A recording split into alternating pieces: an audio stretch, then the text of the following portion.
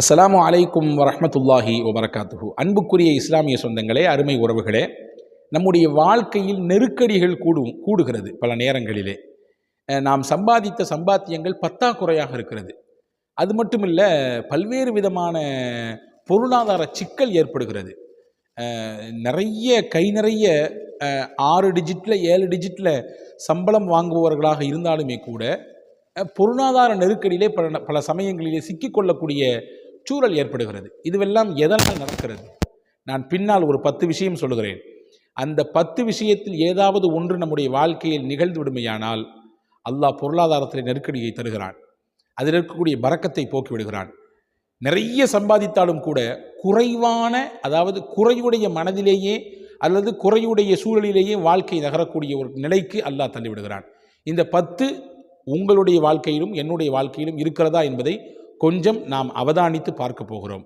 முதல் விஷயம், எந்த வீட்டில் சூரா பக்ரா ஓதப்படவில்லையோ அந்த வீட்டிற்கு அல்லாஹ் பரக்கத்தை எடுத்து விடுகிறான். நபிகள் சொன்னார்கள், ஃபஇன் அஹதஹா பரக்கா, சூரா பக்ரா ஓதப்படக்கூடிய வீட்டிலே அல்லாஹ் பரக்கத்தை தருவான். அடுத்த வாசகம் சொன்னாங்க, வ தர்குஹா ஹஸ்ரா, அதை விடக்கூடியவர்கள் நிச்சயமாக நெருக்கடிக்கு உள்ளாகுவார்கள். எனவே சூரா பக்ராவை ஓதக்கூடிய வழக்கத்தை ஒவ்வொரு வீட்டில் இருக்கக்கூடியவர்களும் எடுத்துக்கொள்ளுங்கள். இது நெருக்கடிகள் இல்லாத வாழ்க்கை வாழ்வதற்குரிய முதல் வழி.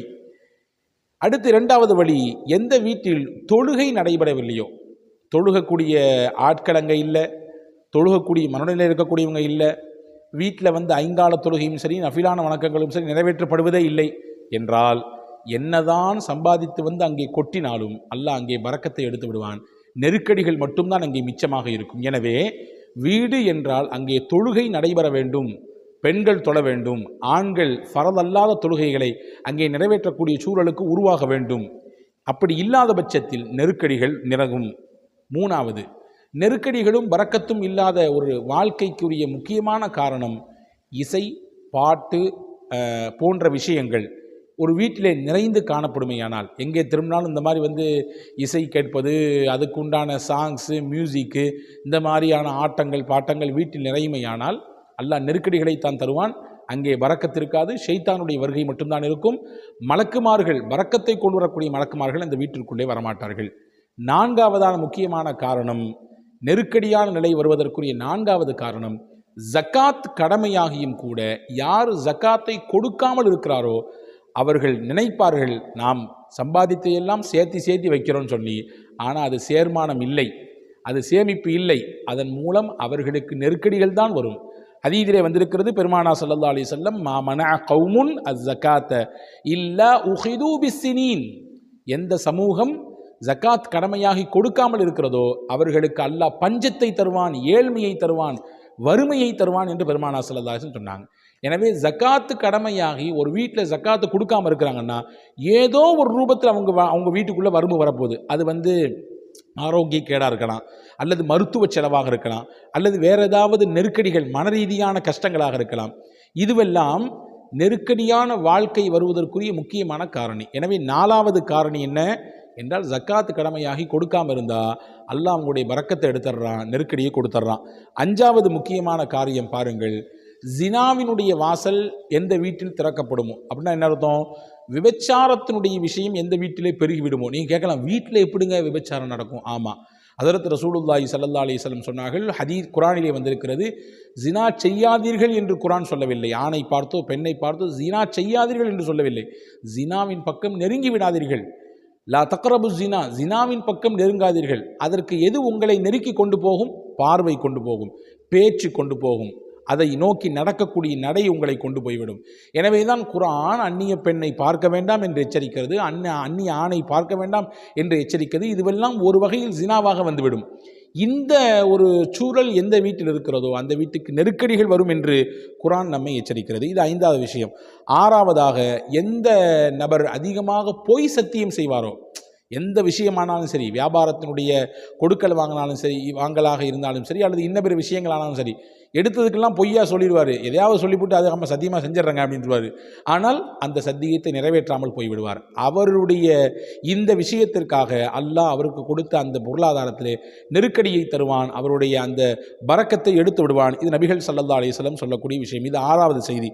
7வதாக, எந்த வீட்டிலே ரிபாவினுடைய வாசல் திறந்து விடப்படுகிறதோ, வட்டியின் வாசல், இன்னைக்கு கால சூழலில் வட்டி என்பது ஒரு பெரிய குற்றமே இல்லை என்பது போன்று உண்டான சூழல் உருவாகி இருக்கிறது. எங்கே பார்த்தாலும் திரும்பினாலும் இஎம்ஐ போட்டு நம்முடைய பொருட்களை வாங்கி கொள்ளக்கூடிய சூழல்.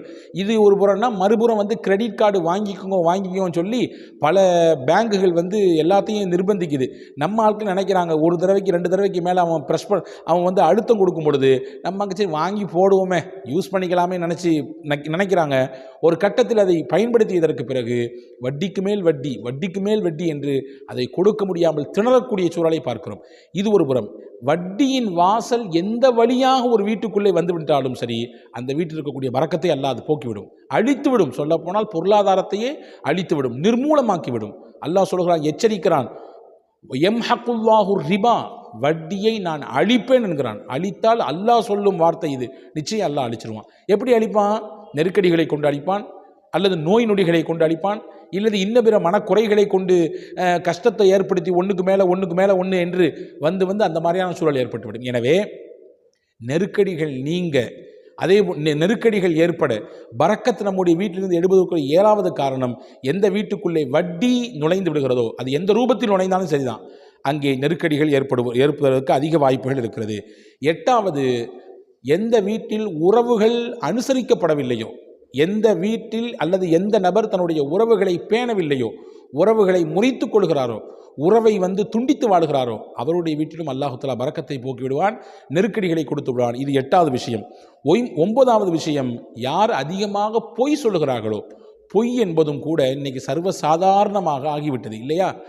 ஒரு ஃபோன் எடுக்கலை, ஏங்க நான் உங்களுக்கு ஃபோன் போட்டேன் எடுக்கலை ஏங்கன்னு சொன்னால், இல்லை சூழல் சரியில்லை எடுக்க முடியலன்னு சொல்லிடலாம். அல்லது அந்த நேரம் எனக்கு எடுக்க முடியலைங்க, ஏதோ ஒரு சந்தர்ப்பம் சொல்லி தவிர்ந்துடலாம். ஆனால் அதுக்கு ஒரு பொய்யை சொல்லி இன்ன காரியம் அன்ன காரியம் அதனால தான் எடுக்க முடியல அப்படின்ற ஒரு சூழலை பார்க்கிறோம் இல்லையா? அப்போ பொய் என்பது சர்வசாதாரணமாக ஆகிவிட்டது. யார் அதிகமாக பொய் சொல்கிறாரோ, எந்த குடும்பத்தில் அதிகமாக பொய் சொல்லக்கூடிய பழக்கம் இருக்கிறதோ, அல்லாஹ் அந்த குடும்பத்திலிருந்து பரக்கத்தை எடுத்து நெருக்கடிகளை தந்து விடுகிறான். இது 9வது காரியம். 10வதாக, யாருடைய வாழ்க்கையில் தனிமையில் அதிகமாக பாவம் செய்யக்கூடிய சூழல் உண்டாகிவிடுமோ, அல்லாஹ் பரக்கத்தை எடுத்து விடுவான். யாரும் தான் பார்க்கலையே, வீட்டில் தான் யாரும் இல்லையே, நம்ம தான் வெளியூரில் இருக்கிறோமே, நம்ம தான் வெளிநாட்டில் இருக்கிறோமே, இங்கே இந்த பாவத்தை செஞ்சால் யார் பார்க்க போகிறா? பாவம் என்றால் பெரிய பாவம் மட்டும்தான் பாவம் என்பது அல்ல, சின்ன பாவம் தானே, அதுவும் ஒரு பாவம் தானே. ஆனால் அந்த பாவங்கள் எல்லாம் சர்வசாதாரணமாக ஆகிப்போச்சு, சாதாரணமாக அதை கடந்து போகிறாங்கன்னு சொன்னால், அல்லாஹ் அந்த பாவத்தை காரணமாக வைத்து அவருடைய ரிசுக்கை அல்லாஹ் பிடிப்பான், நெருக்கடிகளை கொடுப்பான். ஹதீஸிலே வந்திருக்கிறது, இன்னல் அப்த, ஒரு அடியான் ல யஹ்ரமு ரிஸ்க் லி தம்பின் யுஸீபுஹு, அவன் செய்த ஏதோ ஒரு பாவம் அதன் காரணமாக அவனுடைய ரிஸ்க் பிடிக்கப்படுகிறது என்று பெருமானார் ஸல்லல்லாஹு அலைஹி வஸல்லம் சொன்னாங்க. அப்போ நான் மேலே கூறிய இந்த 10 விஷயங்களும் ரிஸ்க் பிடிக்கப்படுவதற்கும், நெருக்கடிகள் அதிகமாகுவதற்கும், வீட்டில் இருக்கக்கூடிய பரக்கத் போவதற்கும் உரிய வழிகளாக மார்க்க அறிஞர்கள் நமக்கு வரிசைப்படுத்தி காட்டுகிறார்கள். யோசிப்போம், நம்முடைய வாழ்க்கையிலே இதில் ஏதாவது ஒன்று இருந்தால் அதை மாற்றி அமைத்துக் கொள்வோம். இனிவரும் காலங்களிலே இந்த விஷயங்களுக்குள்ளே போகாமல் நம்மை நாம் பாதுகாத்துக் கொள்வோம். வல்ல அல்லாஹ் தௌஃபீக் செய்வானாக. வஸ்ஸலாம்.